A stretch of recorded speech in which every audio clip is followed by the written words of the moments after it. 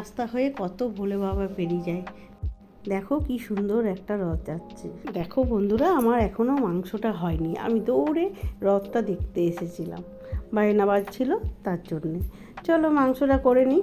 মাংসটা করে ওদেরকে খেতে দিয়ে দেবো, তারপর আসছি তোমাদের সাথে। দেখো বন্ধুরা, এত দেরি হয়ে গেছে যে কিছু বলার নেই। আজকে মাংসটা রান্না করতেও আমার অনেক দেরি হয়ে গেল, ওই জন্যে আমার আজকে আলমারিটা গোছানো হলো না। দেখো বন্ধুরা, আমি তো বেশিক্ষণ কষতে পারি না, তাই আমার ছেলে এলো, বললো দাও মা আমি কষে দিচ্ছি। এক পাশে জল গরম চাপিয়ে দিয়েছি, এই জল গরমটাই মাংসতে দিয়ে দিলাম।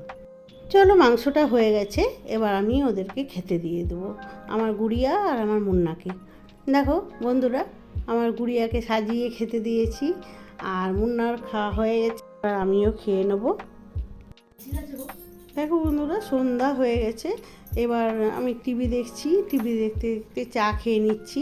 গুড়িয়া বলল মা আমি এখন চা খাবো না, আম খেয়েছিল, ওই জন্য বললো চা খাবো না, পরে খাবো। চলো, এবার বৃষ্টি চলে এলো ঝমঝম করে। দেখো কি দারুণ লাগছে বাইরেটা। তোমাদের ভালো লাগলে একটা লাইক, শেয়ার, কমেন্ট করে দেবে, একটা সাবস্ক্রাইবও করে দেবে। দেখো বন্ধুরা, আমি লুচি ভেজে নিচ্ছি।